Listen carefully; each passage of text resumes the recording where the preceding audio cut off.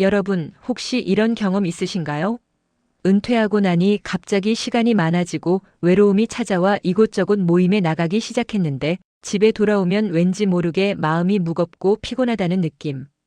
어떤 날은 모임에서 돌아와 며칠 동안 기분이 가라앉아 있기도 하고 어떤 날은 그냥 집에 있는 게 더 편했다는 생각이 드는 순간들. 이런 감정을 느껴보신 적이 있으신가요? 은퇴 후에 우리는 새로운 인생을 시작합니다. 젊을 때는 일이 중심이었다면 이제는 사람과의 관계가 삶의 중심이 됩니다. 하지만 모든 만남이 우리에게 좋은 것은 아닙니다. 어떤 모임은 우리의 기운을 살리고 삶을 풍요롭게 만들지만 어떤 모임은 조용히 우리의 건강과 마음을 갉아먹습니다. 오늘 이 시간에는 은퇴 후 노후의 평온과 건강을 지키기 위해 반드시 피해야 할 6가지 모임에 대해 이야기하려고 합니다. 그리고 왜 나이가 들수록 만남의 양이 아닌 질을 선택해야 하는지 그 이유를 함께 살펴보겠습니다. 얼마 전 한 구독자분이 보내온 사연입니다. 65세의 박정숙 씨는 은퇴 후 외로움을 달래기 위해 여러 모임에 적극적으로 참여했습니다. 동창회, 등산 모임, 봉사 모임, 친목회까지 일주일에 서너 번씩 모임에 나가며 바쁘게 지냈습니다. 처음에는 사람들을 만나는 것이 즐거웠고 집에만 있는 것보다 훨씬 활기찬 생활이라고 생각했습니다. 그런데 시간이 지나면서 이상한 일이 벌어졌습니다. 모임에 다녀온 날이면 항상 머리가 아프고 밤에 잠을 설치게 되었습니다. 친구들과 만나는 자리에서는 웃고 떠들었지만 집에 돌아오면 마음 한구석이 텅 빈 것 같았습니다. 어느 날 박정숙 씨는 자신이 다니는 모임 중 하나에서 이런 대화를 듣게 되었습니다. 저 사람 요즘 손주들한테 용돈 많이 준다던데. 우리는 생활비도 빠듯한데 말이야. 아니, 그러게. 남편 연금이 얼마나 좋으면 그렇게 쓰고 다니겠어. 박정숙 씨는 그 순간 깨달았습니다. 자신이 다니던 모임들이 진정한 친목이 아니라 비교와 시기의 장이었다는 것을. 그리고 결심했습니다. 자신의 마음을 갉아먹는 모임들과는 이제 거리를 두기로. 여러분, 이런 경험 혹시 있지 않으신가요? 모임에서 돌아오면 왠지 모르게 기분이 안 좋고 다른 사람과 나를 자꾸 비교하게 되는 경험. 이것이 바로 우리가 피해야 할 첫 번째 모임입니다. 시기와 질투가 반복되는 모임은 우리의 마음을 병들게 합니다. 은퇴 후에는 누구나 자신의 인생을 돌아보게 됩니다. 그리고 자연스럽게 다른 사람과 비교하게 됩니다. 누구는 연금이 많고 누구는 자식이 잘 됐고 누구는 건강하고.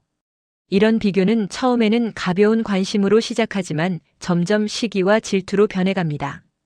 심리학자 카렌 호나이는 말했습니다. 비교는 인간 본성의 일부이지만 그것이 삶의 중심이 될 때 우리는 진정한 자신을 잃게 됩니다. 모임에서 계속해서 누가 더 잘 사는지, 누가 더 성공했는지만 이야기한다면 그 모임은 우리에게 독이 됩니다. 제가 아는 한 70대 여성분의 이야기입니다. 이분은 40년 지기 친구들과 매달 만나는 모임이 있었습니다. 처음에는 옛 추억을 나누고 서로의 근황을 물어보는 따뜻한 자리였습니다. 그런데 어느 순간부터 모임의 분위기가 바뀌었습니다. 누구네 아들이 대기업에 취직했다. 누구네 딸이 좋은 데 시집갔다. 누구는 해외여행을 다녀왔다는 이야기만 오갔습니다. 이분은 말씀하셨습니다. 처음에는 그냥 듣고 축하해줬어요. 그런데 점점 내 삶이 초라하게 느껴지더라고요. 우리 아들은 그냥 평범하게 직장 다니는데 왜 나는 자랑할 게 없는지 속상했어요. 그리고 집에 와서 남편한테 짜증을 내게 되더라고요. 여러분, 이런 모임 후에 집에 돌아와서 가족에게 화를 낸 적 있으신가요? 남편이나 자식에게 왜 우리는 남들처럼 못 사느냐고 따져본 적 있으신가요? 그렇다면 그 모임은 이미 우리의 삶에 해를 끼치고 있는 것입니다. 철학자 쇼펜하우어는 이렇게 말했습니다. 우리의 행복은 우리가 가진 것에서 오는 것이 아니라 우리가 원하는 것과 가진 것의 차이에서 결정됩니다. 계속해서 비교하는 모임에 참여하면 우리는 영원히 부족함을 느끼게 됩니다. 아무리 많이 가져도 항상 더 많이 가진 사람이 있기 때문입니다. 그렇다면 우리는 어떻게 해야 할까요? 만약 여러분이 다니는 모임에서 다음과 같은 대화가 자주 나온다면 그 모임을 다시 생각해 볼 필요가 있습니다. 저 사람은 참 좋겠어. 우리는 왜 저렇게 못 살까? 요즘 누구네는 이렇다던데 우리는 언제쯤 그렇게 될까? 남들은 다 하는데 우리만 못하네. 이런 대화가 반복된다면 그 모임은 여러분에게 도움이 되지 않습니다. 대신 이렇게 생각해 보세요. 내가 이 모임에서 돌아온 후 기분이 어떤가? 마음이 편안한가 아니면 불편한가? 나를 있는 그대로 받아들여주는 사람들인가? 아니면 항상 더 나은 모습을 요구하는가? 나이가 들수록 중요한 것은 많은 사람을 만나는 것이 아니라 나를 편안하게 만들어주는 사람을 만나는 것입니다. 시기와 질투가 없는, 서로를 진심으로 응원하고 축하해주는 그런 관계 말입니다. 다음으로 살펴볼 것은 술이 중심이 되는 모임입니다. 여러분, 혹시 모임이라고 하면 자동으로 술자리를 떠올리시나요? 만나면 꼭 술을 마셔야 하고 술 없이는 대화가 이어지지 않는 그런 모임 말입니다. 68세의 김철수 씨 이야기를 들어보겠습니다. 김철수 씨는 은퇴 후 옛 직장 동료들과 매달 술자리를 가졌습니다. 처음에는 즐거웠습니다. 옛 추억을 나누고 회사 이야기를 하면서 웃고 떠들었습니다. 하지만 시간이 지나면서 문제가 생기기 시작했습니다. 김철수 씨는 고혈압 약을 먹고 있었습니다. 의사는 술을 줄이라고 했지만 모임에 가면 주변 사람들이 계속 권했습니다. 오늘 하루쯤은 괜찮아. 우리가 얼마나 오랜만에 만나는데. 남자가 술도 못 마시면 안 되지. 이런 말들에 김철수 씨는 거절하지 못하고 계속 마셨습니다. 어느 날 밤 술자리에서 과음한 김철수 씨는 집에 돌아와 화장실에서 쓰러졌습니다. 다행히 부인이 빨리 발견해서 병원에 갈 수 있었지만 혈압이 위험 수준까지 올라가 있었습니다. 의사는 말했습니다. 이러시다가 큰일 납니다. 약을 드시면서 술을 드시면 안 됩니다. 그때 김철수 씨는 깨달았습니다. 건강을 해치면서까지 지켜야 할 모임은 없다는 것을. 그리고 다음 모임부터는 술을 거절했습니다. 처음에는 친구들이 놀렸습니다. 너 술도 못 마시게 됐어? 늙긴 늙었나 봐. 하지만 김철수 씨는 단호하게 말했습니다. 나는 이제 건강이 더 중요해. 술 마시지 않아도 너희와 만나는 게 좋아.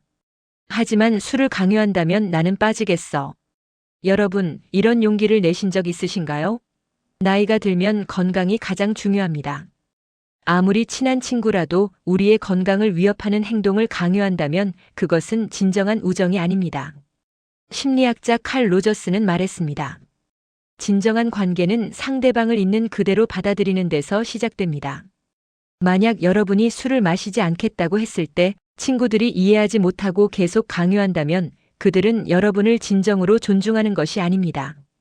술이 중심이 되는 모임의 또 다른 문제는 감정 조절이 어려워진다는 것입니다. 술을 마시면 평소에는 하지 않을 말을 하게 되고 감정이 과해집니다. 그리고 다음 날 후회하게 됩니다. 내가 왜 그런 말을 했을까? 내가 왜 화를 냈을까? 이런 후회가 반복되면 관계는 점점 멀어집니다. 또 다른 분의 사연입니다. 72세의 이영애 씨는 매주 친구들과 술자리를 가졌습니다. 그런데 술을 마실 때마다 한 친구가 과거의 상처를 들춰냈습니다. 너 기억나? 30년 전에 내가 나한테 그랬잖아. 너는 항상 나를 무시했어. 술이 들어가면 이런 이야기들이 쏟아져 나왔습니다. 이영애 씨는 매번 사과하고 달랬지만 다음 술자리에서도 똑같은 일이 반복되었습니다. 그리고 어느 날 깨달았습니다. 이 관계는 치유가 아니라 상처를 반복하는 관계라는 것을. 술이 없었다면 아마 이런 이야기는 나오지 않았을 것입니다. 여러분, 모임 후에 항상 후회가 남는다면 그 모임을 다시 생각해 보세요. 특히 술이 중심이 되는 모임이라면 더욱 그렇습니다. 진정한 관계는 술 없이도 편안하고 술 없이도 대화가 이어집니다. 차 한 잔 마시며 산책하며 그저 나란히 앉아 있어도 좋은 관계가 진짜 관계입니다. 세 번째로 살펴볼 모임은 만남 이후 유독 피곤하고 마음이 무거워지는 모임입니다. 여러분, 혹시 이런 경험 있으신가요? 모임에서는 괜찮았는데 집에 돌아오면 갑자기 피로가 몰려오고 며칠 동안 기운이 없는 경험. 이것은 우연이 아닙니다. 어떤 사람들은 우리의 에너지를 빼앗아갑니다. 심리학자 에리히 프롬은 그의 책 사랑의 기술에서 이렇게 말했습니다. 사랑은 주는 것이지만 건강한 관계는 주고받는 균형이 있어야 합니다. 한쪽만 계속 주는 관계는 결국 고갈됩니다. 67세의 정미경 씨 이야기입니다. 정미경 씨는 오랜 친구 한 명과 자주 만났습니다. 그런데 이상한 점이 있었습니다. 만날 때마다 그 친구는 자기 이야기만 했습니다. 자식 걱정, 돈 걱정, 건강 걱정. 2시간 내내 불평과 걱정만 쏟아냈습니다. 처음에 정미경 씨는 친구를 위로하고 조언했습니다. 괜찮아. 다 잘 될 거야. 너무 걱정하지 마. 하지만 시간이 지나도 친구는 변하지 않았습니다. 같은 걱정을 반복하고 같은 불평을 했습니다. 그리고 정작 정미경 씨의 이야기는 들으려 하지 않았습니다. 정미경 씨가 자신의 고민을 이야기하려고 하면 친구는 이렇게 말했습니다. 그 정도는 괜찮은 거지. 내 상황보다는 나아. 내 이야기 좀 더 들어봐. 정미경 씨는 점점 지쳐갔습니다. 친구를 만나고 나면 머리가 아프고 밤에 잠을 설쳤습니다. 어느 날 정미경 씨는 용기를 내어 친구에게 말했습니다. 미안해. 나도 요즘 힘들어서 당분간 좀 쉬고 싶어. 친구는 서운해했지만 정미경 씨는 자신을 지키기로 결심했습니다. 그리고 그 후 몇 달 동안 친구와 거리를 두었습니다. 놀라운 일이 일어났습니다. 두통이 사라졌고 잠을 잘 자게 되었습니다. 기분도 훨씬 좋아졌습니다. 정미경 씨는 깨달았습니다. 그 친구와의 관계가 자신의 에너지를 모두 빼앗아가고 있었다는 것을. 여러분, 이런 관계 있지 않으신가요? 만나고 나면 항상 피곤한 사람. 자기 이야기만 하고 여러분의 이야기는 들으려 하지 않는 사람. 항상 부정적이고 불평만 하는 사람. 이런 사람들과의 만남은 우리의 정신 건강을 해칩니다. 빅터 프랭클은 말했습니다. 우리는 모든 상황을 선택할 수는 없지만 어떤 태도를 취할지는 선택할 수 있습니다. 우리는 누구를 만날지 선택할 수 있습니다. 우리의 에너지를 빼앗아가는 사람이 아니라 서로 에너지를 주고받는 사람을 선택할 수 있습니다. 그렇다면 어떤 모임이 우리의 에너지를 빼앗는지 어떻게 알 수 있을까요? 간단한 방법이 있습니다. 모임 후에 여러분의 감정을 체크해 보세요. 모임 후에 이런 감정이 든다면 그 모임은 여러분에게 좋지 않은 영향을 주고 있는 것입니다. 유독 피곤하고 기운이 없다. 우울하거나 불안하다. 자꾸 그 사람이 한 말이 생각나고 기분이 안 좋다. 다음 모임이 가기 싫고 부담스럽다. 반대로 이런 감정이 든다면 그 모임은 여러분에게 좋은 영향을 주고 있는 것입니다. 기분이 상쾌하고 가볍다. 웃음이 많이 나온다. 다음 모임이 기대된다. 그 사람과 함께 있으면 편안하다. 우리의 감정은 거짓말하지 않습니다. 몸과 마음이 피곤하다고 신호를 보내면 그것을 무시하지 마세요. 나이가 들수록 우리는 자신의 감정에 더 솔직해져야 합니다. 4번째로 이야기할 모임은 품격 없는 사람들과의 모임입니다. 여러분, 품격이란 무엇일까요? 화려한 옷을 입거나 비싼 차를 타는 것이 품격일까요? 아닙니다. 진정한 품격은 다른 사람을 대하는 태도에서 나옵니다. 70세의 한 남성분 이야기입니다. 이분은 오랜 동창회 모임에 다녔습니다. 그런데 모임에 갈 때마다 불편한 일이 있었습니다. 몇몇 사람들이 다른 친구들을 공개적으로 비하했습니다. 야, 너 요즘 늙어 보이더라. 관리 좀 해라. 요즘 무슨 일 하니? 아, 아직도 그거 하고 있어? 그걸로 얼마나 버나?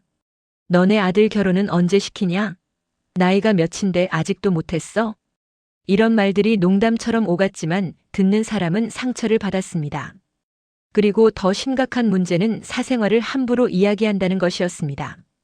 누군가 자리를 비우면 그 사람에 대한 험담이 시작되었습니다. 저 사람 요즘 부인이랑 사이가 안 좋다던데. 아들이 사업 실패했다는 소문 들었어. 딸이 이혼했다던데 부끄러워서 어떻게 다니나. 이분은 참다 못해 모임을 그만두었습니다. 그리고 나중에 이렇게 말씀하셨습니다. 나이가 들수록 더 중요한 것은 돈이나 지위가 아니라 품격이라는 걸 깨달았어요. 다른 사람을 존중하고 말을 조심하고 품위 있게 행동하는 것. 그게 진짜 어른의 모습이에요. 공자는 말했습니다. 군자는 말을 신중히 하고 행동을 조심한다. 나이가 들수록 우리는 말의 무게를 알아야 합니다. 한번 내뱉은 말은 다시 주워 담을 수 없습니다. 특히 다른 사람의 사생활이나 약점을 이야기하는 것은 그 사람에게 큰 상처를 줍니다. 또 다른 사례를 들어보겠습니다. 69세의 최순자 씨는 부녀회 모임에 다녔습니다. 그런데 어느 날부터 모임에서 최순자 씨에 대한 소문이 돌았습니다. 최순자 씨가 모임에서 한 개인적인 이야기가 왜곡되어 퍼진 것입니다. 최순자 씨는 모임에서 남편과의 작은 갈등을 이야기했었습니다.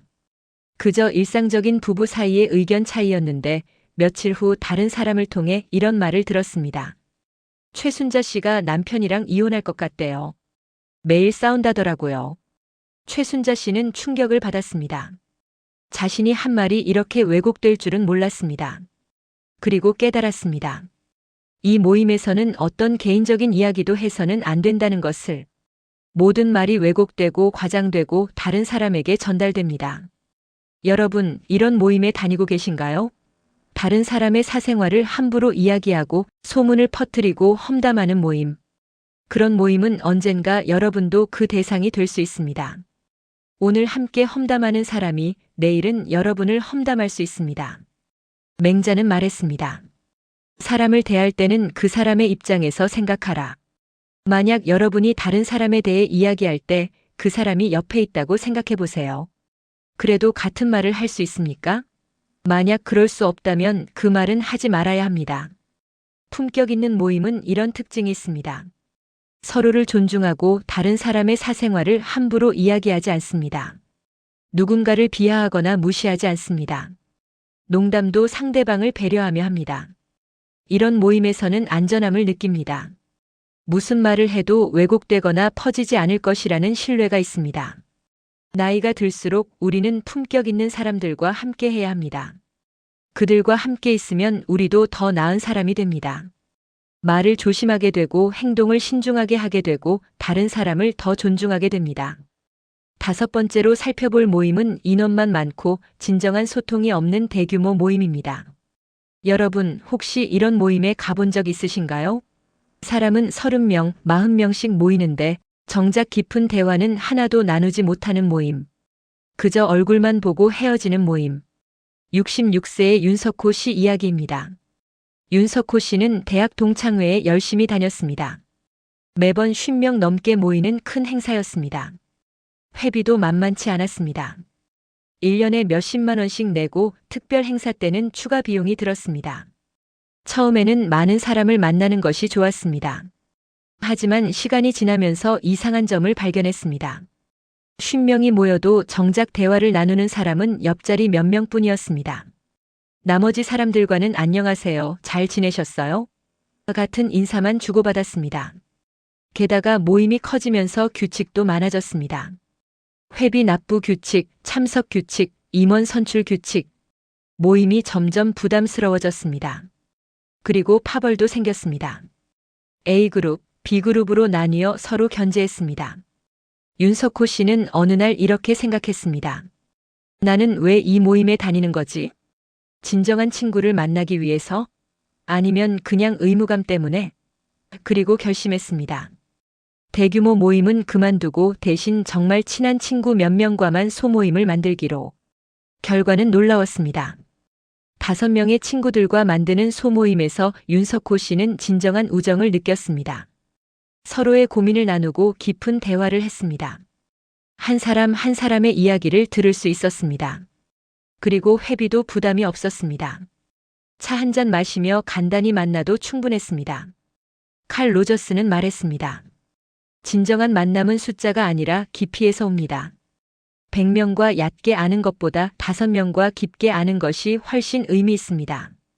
또 다른 분의 경험입니다. 71세의 한 여성분은 봉사단체에서 활동했습니다. 회원이 60명이 넘는 큰 단체였습니다. 처음에는 많은 사람과 함께 봉사하는 것이 보람 있었습니다. 하지만 시간이 지나면서 문제가 보이기 시작했습니다. 회의 시간이 너무 길었습니다. 60명의 의견을 모으려니 회의가 3시간씩 걸렸습니다. 그리고 결정도 잘 되지 않았습니다. 누군가는 A안을 주장하고 누군가는 B안을 주장했습니다. 결국 아무것도 결정되지 않은 채 다음 회의로 미뤄졌습니다. 게다가 금전적인 문제도 생겼습니다. 단체 운영비, 행사비, 여행비. 회원이 많다 보니 비용도 많이 들었습니다. 이 여성분은 결국 단체를 나와 친구 3명과 작은 봉사 모임을 만들었습니다. 그리고 말씀하셨습니다. 이제야 진짜 봉사를 하는 것 같아요. 회의에 시간 낭비하지 않고 바로 실행할 수 있어요. 그리고 무엇보다 마음이 통하는 사람들과 함께하니 행복해요. 여러분, 지금 다니는 모임을 한번 생각해 보세요. 그 모임이 정말 필요한가요? 아니면 그냥 의무감 때문에, 다른 사람 눈치 때문에 다니는 건 아닌가요?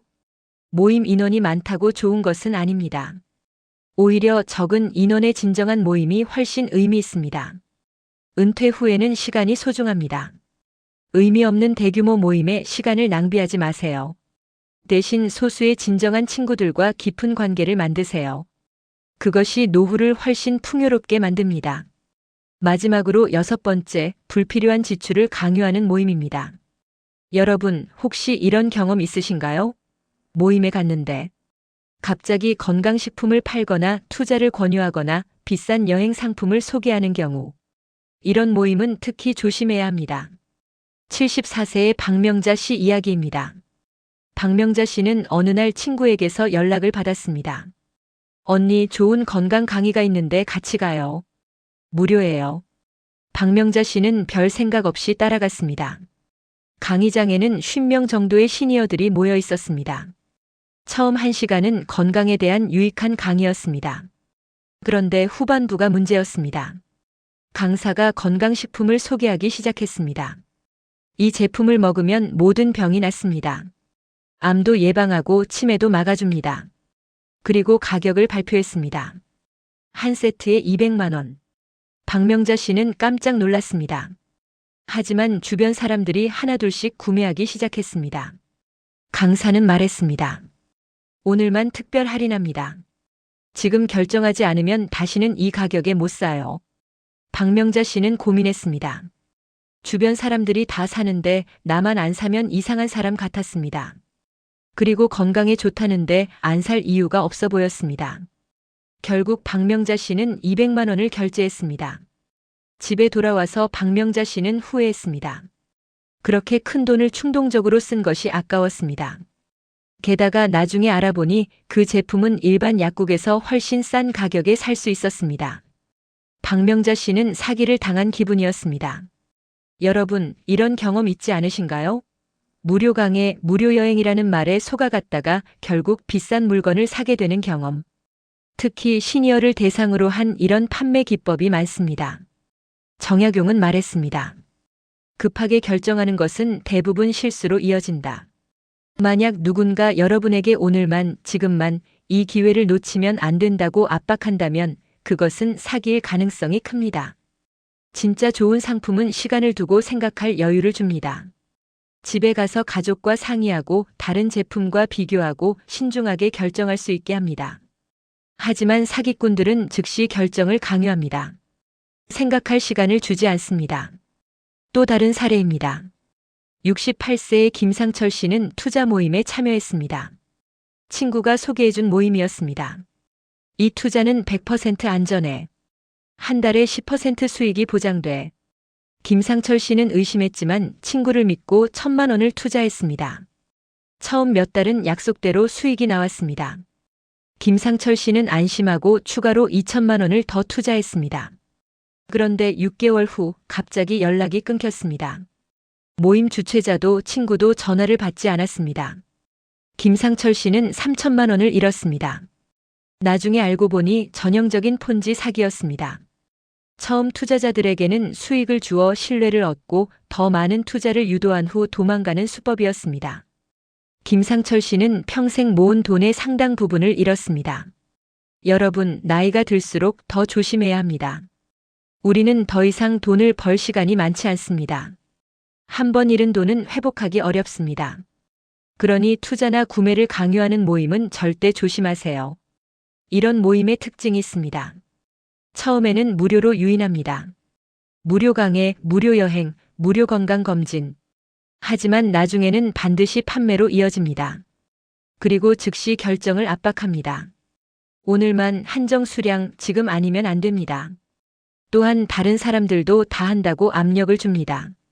옆에 분도 하셨어요. 여기 계신 분들 다 하셨어요. 만약 이런 특징이 있는 모임이라면 즉시 자리를 떠나세요. 아무리 친한 친구가 소개했어도 아무리 많은 사람이 참여해도 여러분의 판단을 믿으세요. 집에 가서 가족과 상의하세요. 인터넷으로 검색해 보세요. 절대 그 자리에서 결정하지 마세요. 여러분, 지금까지 은퇴 후 절대 나가면 안 되는 6가지 모임에 대해 이야기했습니다. 시기와 질투가 반복되는 모임, 술이 중심이 되는 모임, 만남 이후 피곤하고 마음이 무거워지는 모임, 품격 없는 사람들과의 모임, 인원만 많고 진정한 소통이 없는 대규모 모임, 불필요한 지출을 강요하는 모임. 이 모임들의 공통점이 무엇일까요? 바로 우리에게 도움이 되지 않는다는 것입니다. 건강도 마음도 경제적으로도 해롭습니다. 그런데 왜 우리는 이런 모임에 계속 나갈까요? 많은 경우 의무감 때문입니다. 오래 알고 지낸 사이인데 안 갈 수 없어. 나만 빠지면 이상하게 보일 것 같아. 친구가 서운해할 것 같아. 이런 생각들이 우리를 붙잡습니다. 하지만 여러분, 이제는 아니오라고 말할 수 있어야 합니다. 나이가 들수록 우리에게 남은 시간은 소중합니다. 의미 없는 모임에 시간을 낭비할 여유가 없습니다. 우리의 건강과 마음을 지키는 것이 우선입니다. 맹자는 말했습니다. 자신을 아끼지 않으면 다른 사람도 아껴주지 않는다. 우리가 먼저 자신을 소중히 여겨야 합니다. 나의 건강, 나의 마음, 나의 시간을 지켜야 합니다. 그렇다면 어떤 모임이 좋은 모임일까요? 좋은 모임은 이런 특징이 있습니다. 만나고 나면 기분이 좋고 에너지가 생깁니다. 서로를 존중하고 배려합니다. 진정한 대화를 나눌 수 있습니다. 나를 있는 그대로 받아들여줍니다.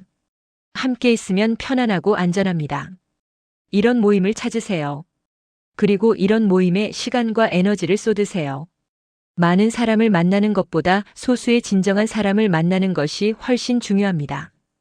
혹시 지금 다니는 모임 중에 오늘 이야기한 6가지에 해당하는 것이 있나요? 있다면 용기를 내세요. 그 모임에서 벗어나세요. 처음에는 어색하고 불편할 수 있습니다.